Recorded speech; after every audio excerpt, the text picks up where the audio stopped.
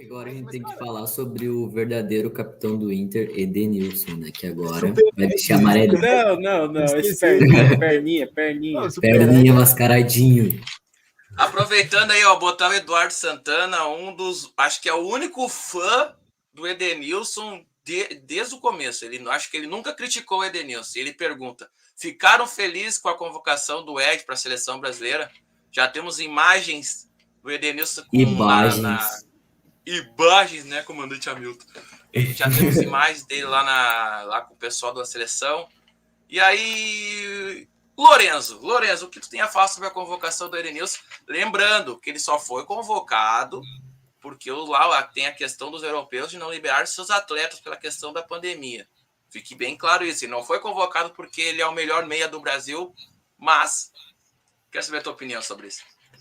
Então, Edcast, minha opinião sobre o Edenilson, eu acho que é um baita jogador que vacilou às vezes com a camisa colorada, principalmente na final da Copa do Brasil. Aquilo foi para mim o que mais doeu desses vexames, digamos assim, que ele passou com a camisa colorada. Mas eu acho que foi merecido, porque eu acho também que essa não liberação dos clubes europeus, da Inglaterra, Espanha, acho que também foi também uma forma do Tite prestigiar e olhar um pouco mais também para os jogadores daqui, que estão atuando no Brasil, que querendo ou não estão atuando em grande nível no Brasil. Como é o caso do próprio Edenilson, que está jogando muito bem no nosso Colorado, como o próprio Hulk também, que está jogando bem no Atlético Mineiro. Então, esses jogadores vêm fazendo boas campanhas com seus times, seja na Libertadores, Copa do Brasil, ou como no Brasileiro, como é o caso do Edenilson. Então, é uma forma do Tite também ver e olhar para esses jogadores que há um bom tempo, como é o caso do Edenilson, vem fazendo grandes campanhas e chegando com o Inter. O Edenilson, para mim, é o maior quase ídolo da história do Inter. Acredito que ele ganhasse ou a Copa do Brasil ou o Brasileiro, ele já estaria numa grande prateleira lá em cima na história do Inter. Então, é uma forma do Tite olhar para os jogadores que vêm há um bom tempo fazendo campanhas com seus times, ou para os jogadores que vêm em uma crescente gigantesca, como é o caso do Hulk com o Atlético, que está há pouco tempo aqui, está recém na primeira temporada no Brasil, mas que já demonstra ser um jogador de outro patamar e outro nível. Então, eu achei uma boa escolha do Tite e acredito que ele fez certo e acertou na convocação do Edenilson e desses jogadores aí que vem atuando no Brasil. Então, sobre o Ed, acho que ele merece sim. Acho que até em outros momentos ele pode ter merecido mais, mas ele aproveitou essa questão dos clubes europeus não liberarem e pegou essa vaga, né? O Edenilson, quando tá com a cabeça só no Inter, é um baita jogador. É um dos melhores do time, mas chega alguma proposta da Arábia, ele quer derrubar algum treinador, daí ele para de jogar, né? Como alguns jogadores. Mas o Ed tem sido destaque desde 2018 e como o Lori falou, ele ficou marcado pelos momentos que quase ganhamos, né? Aquele lance da Copa do Brasil para o Cirino, os 20 centímetros. Então ele ficou marcado por esses lances negativos, mas quando ele esteve com a cabeça no Inter, sempre foi um dos destaques. E eu acredito que já tenha fechado o ciclo dele, como de alguns jogadores que estão há bastante tempo. Acredito que chegou ao fim do ciclo e é o momento de sair. Talvez para não se queimar tanto, talvez para deixar a história um pouco mais bonita.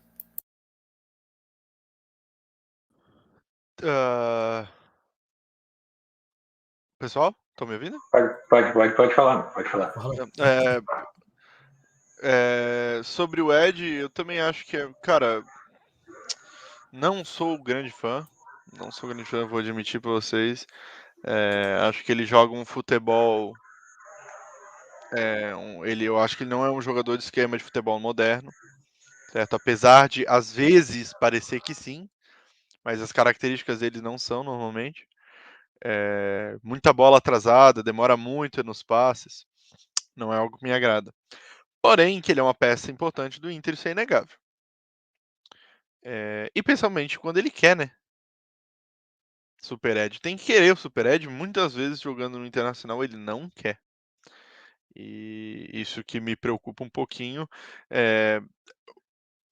A ida para a seleção brasileira.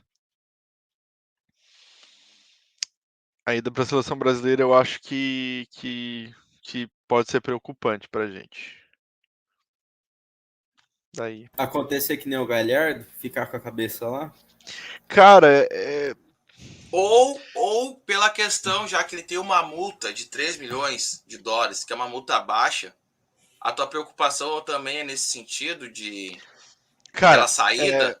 Ou também...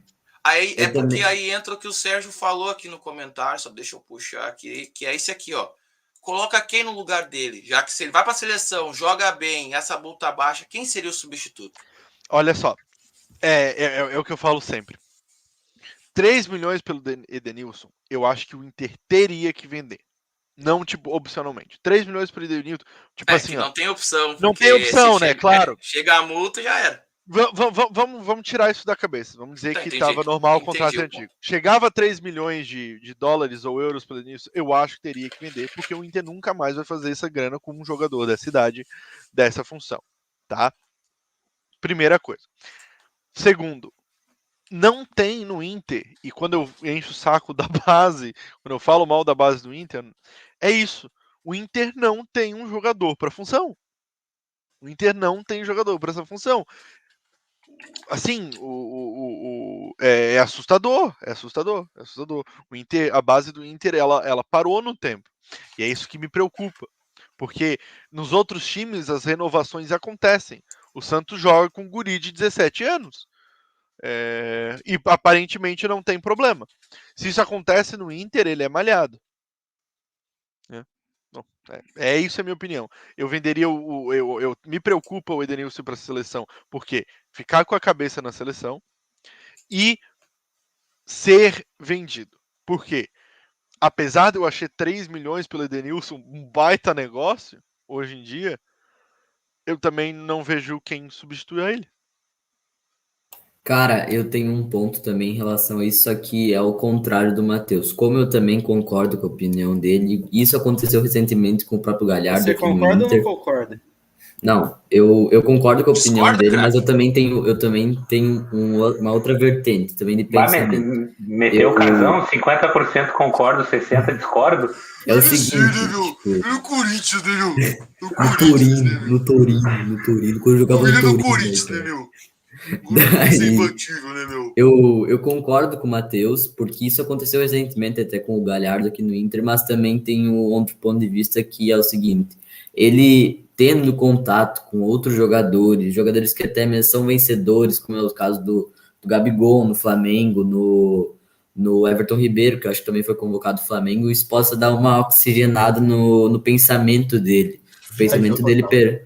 No pensamento dele perante ao Inter, dele refletir, tipo, será que eu vou para a Arábia ganhar meu dinheiro, ou será que eu tento fazer um pouco mais de história aqui no clube que eu tô há um bom tempo, entende? Então eu acho que isso também possa ser uma ajuda para ele, como eu também não discordo do Matheus do que possa levar a cabeça dele para o outro lado, como foi com o Galhardo anteriormente. Pois é, sobre o Super Ed, Edenilson, né, para os mais íntimos, o negócio é o seguinte, eu acho engraçado, porque o Renan falou pipoqueiro, tem que ir embora, tem que vender, o Matheus tem que vender, só que aí na mesma frase que você fala que é pipoqueiro, que é isso, aquilo, outro, a gente fala, mas não tem substituto. É de dependência. Isso não sei o quê. É completamente contraditório. Eu concordo com vocês que ele foi marcado por não por dois, mas por um lance que foi da Copa do Brasil, que foi ridículo, aquela parada que ele deu ali, ficou olhando os jogadores. Mas o Júlio, acho que foi o Júlio que falou, um outro lance negativo dos 20 centímetros. Porra, ele tentou fazer o gol. Tem impedimento. E decidiu aquele campeonato. Aí entra o pênalti, aquele pênalti do Wilton Pereira São Paulo, e Wilton Pereira São Paulo. Como é que é? Sampaio. Ele ia bater o pênalti, ele ia fazer o gol. E ali ele tava, como já diria o professor Luxemburgo, ele tava com a pica apontada pro Shell. E daí ele tava pronto para fazer o crime ali. Ali ele ia se tornar ídolo, entende? Então ali eu não condeno ele, só que também é coisa da vida e aconteceu os 20 centímetros. Só para deixar claro, o Lorenzo, os pais do Lorenzo assinaram o termo, tá? Então ele tá aqui e todos os comentários vai para os pais dele se responsabilizarem depois. Mas só um complemento. Não, só Não, um só queria complemento. É o que o Michel falou ali, ó. Que imagina, o Lourenço trouxe uma visão que talvez eu também não tivesse. Se fosse marcado o pênalti, o Edenilson ia bater e ia fazer o gol. Então o Edenilson teve duas vezes a chance tirada de fazer o gol e acabar com os 41 anos. 41 anos do esporte. Edenilson! Então o Edenilson teve esse azar duas vezes. Então é muito complicado essa questão do Edenilson. Eu vou ser aqui, acho que muito sincero nesse comentário. Eu já idolatrei o Edenilson, no sentido de ele é titular em todos os times do Brasil. Eu já peguei no pé do Edenilson. Eu já falando mal do Edenilson, já usei figurinha falando bem do Edenilson. Então, o Edenilson é esse caso de amor e ódio e essa bipolaridade. Então, eu acho que eu não tenho uma opinião formada, acho que nenhum lado tem uma opinião formada quanto a isso. Se eu não estou travando, enfim.